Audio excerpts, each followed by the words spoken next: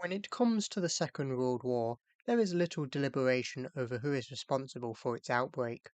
Unlike the war that broke out in 1914, the War of 1939 had a simple, reducible core. Germany had deliberately provoked war with an extremely aggressive foreign policy. Hitler pursued the 1936 reoccupation of the Rhineland, the Anschluss with Austria in 1938, and occupations of Czechoslovakian lands, the invasion of Poland being the final straw. Allied forces in Germany would capture large quantities of official German documents, which provided hard evidence and primary sources for historians to base their arguments on. If the reasons for the outbreak of the Second World War did not boil down to one word, Hitler, the war was nevertheless the Germans' war. Still, historians find themselves unable to agree on the nature of the pressures that pushed Hitler to war. Some see a clear intention on his part to launch wars of aggression based on the ideas of Lebensraum, racial struggle, and the Greater Germany, which was expressed in Hitler's writing and speeches. Other historians, perhaps controversially, challenge the predominant view and emphasize alternative, functional explanations that German leaders were forced into war in 1939 through fear of domestic unrest and economic crises brought about by the excessive cost of rearmament. When Hitler assumed power in March 1933, Germany's economy was in shambles. Economic growth had remained stagnant during the 1920s, even as other industrialized countries recovered from the devastation of the First World War.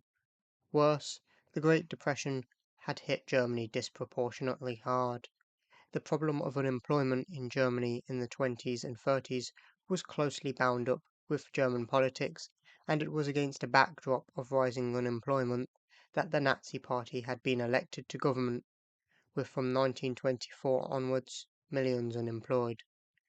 The Nazi Party had inherited the precarious financial situation that had destabilized and undermined the Weimar Republic. There is some credibility to the view that mounting economic problems led Hitler to war, but that view is a severe oversimplification, as well as ignoring that the Nazi regime significantly contributed to any mounting economic problems. To argue that Hitler was forced into war as a result would be a misrepresentation of the facts. Adam Tooze's Wages of Destruction, which would be central to any serious economic argument for why Hitler went to war, argues that a combination of strategic and economic factors overarched by Hitler's anti-Semitic obsession account for Hitler's desire to go for war in 1939, though even Tooze recognizes that the economic factors were overarched by ideological ones. The Nazis were a significant cause of economic problems, as while rearmament was crucial in putting over 6 million unemployed Germans to work, the centrality of rearmament to economic policies was both economically unhealthy and unstable. By 1934, the interests of both consumer goods industries and farmers were being sacrificed to rearmament, with from 1938 onwards military spending reaching wartime levels. The trade-off between consumption and armaments had become truly severe. A rapid increase in military expenditure, using an unprecedentedly large part of national income to rearm at an unsustainable rate, with an increasingly high upkeep, obviously caused or would cause economic and resource issues if Germany did not significantly increase its income or expand. Millward states that Germany had been socially and economically geared to an increasing rate of war production. Once that rate started to slow down, then drop, the administrative structure of the German economy would start to come apart at the seams, which is eventually what happened. Germany had pursued an ambitious but reckless rearmament policy, reinvigorating the German economy. However, this would not be viable long term, especially without wars to sustain the economy. In the 6 years between January 1933 and the autumn of the Munich crisis, Hitler's regime had raised the share of national output going to the military from less than 1 to over 20%. Never before had national production been redistributed on this scale or with such speed by a capitalist state in peacetime. Rearmament was the overriding and determining force impelling economic policy from the earliest stages of the Nazis in power, with everything else sacrificed to it. A drop in war production would be devastating to the German economy, which was entirely as a result of the unfaltering pursuit of rearmament. It wasn't economically healthy running a wartime economy in peacetime, and the German economy was certainly a war economy.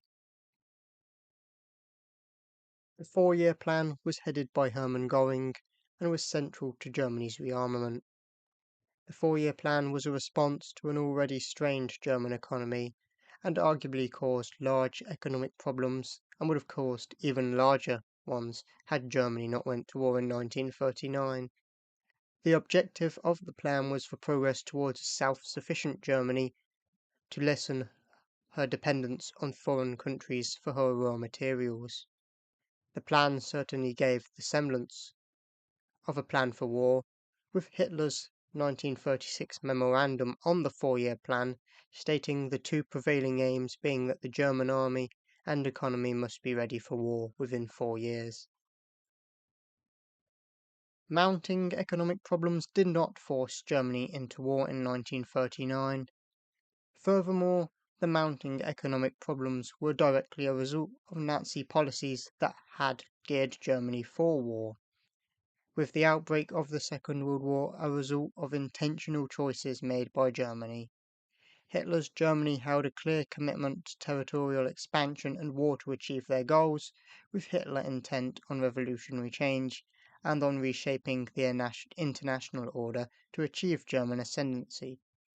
German territorial expansion or Lebensraum, meaning that Germany would almost certainly have to fight a major war or wars.